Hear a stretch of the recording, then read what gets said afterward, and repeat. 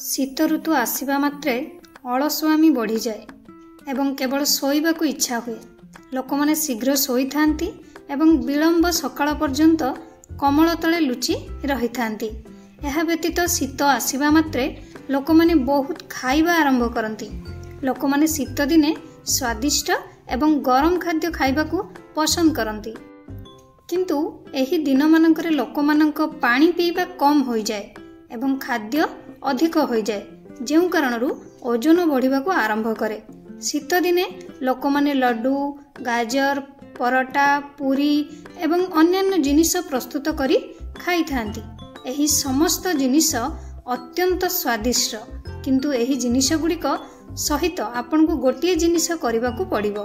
ताहा हेउछि दिन सारा किछि फिजिकल एक्टिविटी करबा निहाती दरकार, किंबा कोनोसी प्रकारर व्यायाम निहाती दरकार। तेबे शीत हेउ किंबा ग्रीष्म, चालिबा फिट रहिबा पई सर्वोत्तम उपाय भावरे विवेचना करा जाए। सकाळ चालिबा स्वास्थ्य पई सर्वोत्तम, किंतु शीत दिने सकाळ चालिबा कष्टकर हो जाए। ताहेले आसंतु जानिबा शीत दिन रे आमे केते समय चालिबा उचित एवं शीत दिने चालिबार उपयुक्त समय कौन। गुड आफ्टरनून, आपण मानकु समस्त को मो तरफ नमस्कार। आशा करछि आपण माने समस्त भलरे थिबे, मु भी भलरे अछि। चलंतु वीडियो आरंभ करबा, किंतु वीडियो आरंभ करबा पूर्वरु आपण मानक भितर केहि जदि आज मो चैनल ले नुआ थांती ताले प्लीज प्रथम मो चैनल टिको सब्सक्राइब कर दियंतु, पाखरे थिबा बेल आइकन को क्लिक करंतु, जहा फଳରେ मो नुआ नुआ वीडियो रो नोटिफिकेशन आपण मानक पाखरे खूब शीघ्र पहुंची जिवो।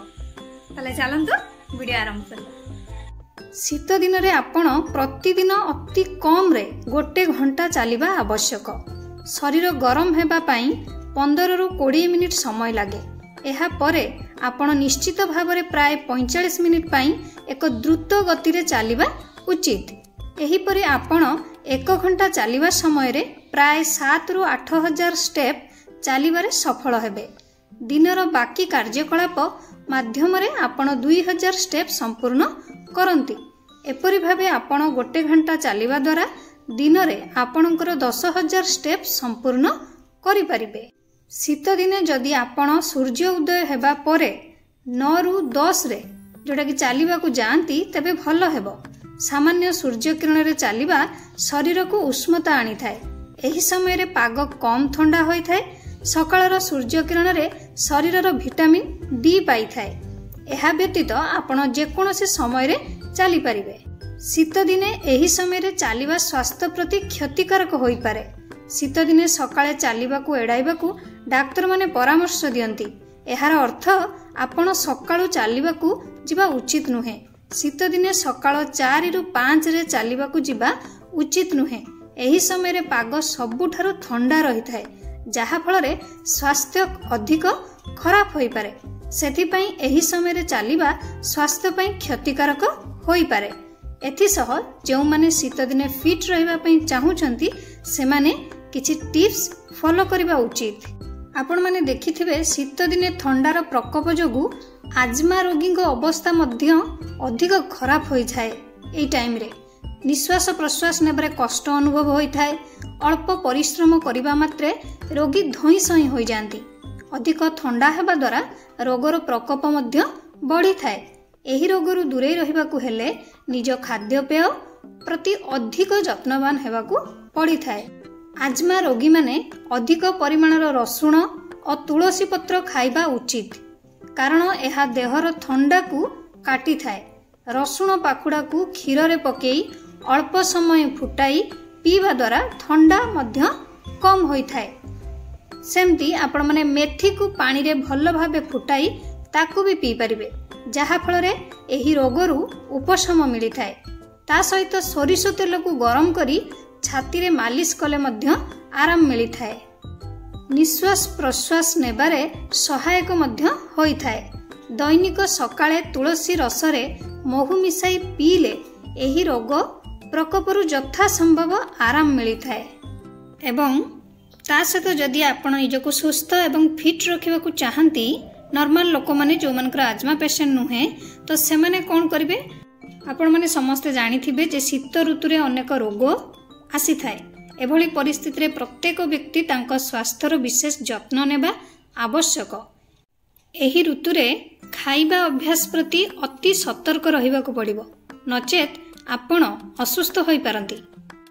किछि जिनिस खाइबा उचित जहाँ आपणक स्वास्थ्य पई लाभदायक। निजको सुस्थ रखिबा पई डेली रूटीन रे ओमेगा 3 फैटी एसिड धारण करिथिबा खाद्य अंतर्भुक्त करिबा जरूरी।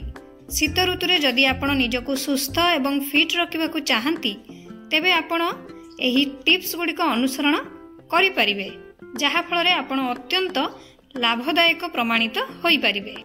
एही ऋतुरे निजको सुस्थ रखिबा एवं फिट रखिबा पई ओमेगा 3 फैटी एसिड भरपूर खाद्य ग्रहण करंतु।